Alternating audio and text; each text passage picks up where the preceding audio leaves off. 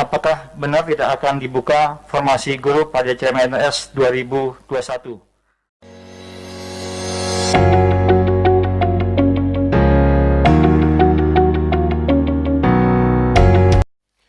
Untuk seleksi CPNS tahun 2021 ini, memang kami merencanakan dengan Menpan untuk bisa melaksanakan, karena memang ada kebutuhan untuk itu. Namun demikian, ada beberapa tahapan yang harus dilakukan terlebih dahulu sebelum formasi CPNS itu dapat ditetapkan. Yang pertama tentu daerah atau instansi perlu menghitung ulang kebutuhan CPNS-nya untuk 5 tahun. Setelah mereka mengetahui kebutuhan untuk 5 tahun itu, mereka membaginya dalam periode tahunan. Jadi tidak sekedar hanya membagi 5, tapi berapa tahun pertama, berapa tahun kedua, sampai tahun kelima.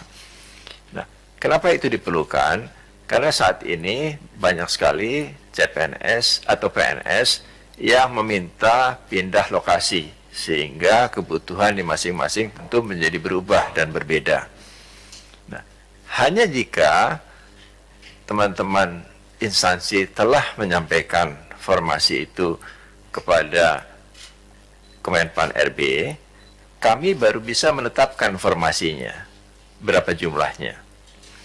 Dan itu diperkirakan formasi itu Mei sudah dapat ditetapkan.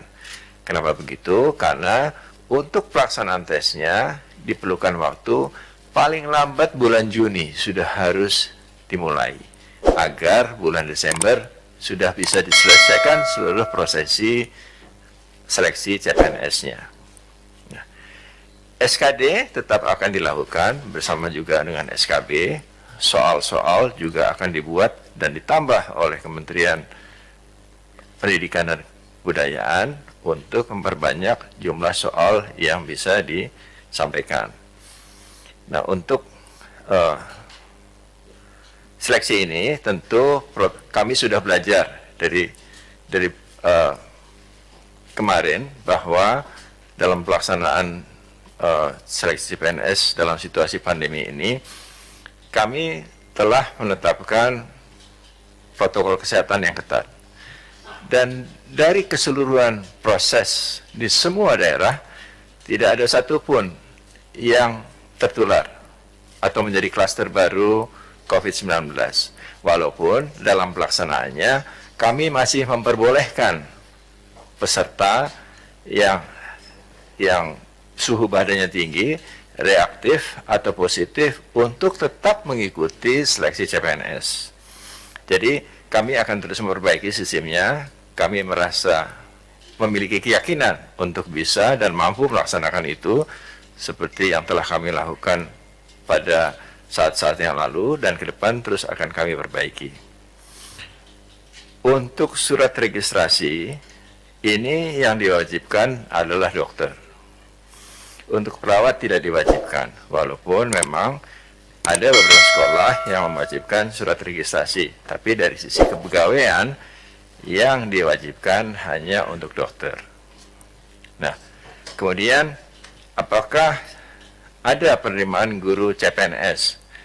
Sementara ini Bapak Menpan, Bapak Mendikbud, dan kami sementara ini sepakat bahwa untuk guru itu akan beralih menjadi P3K.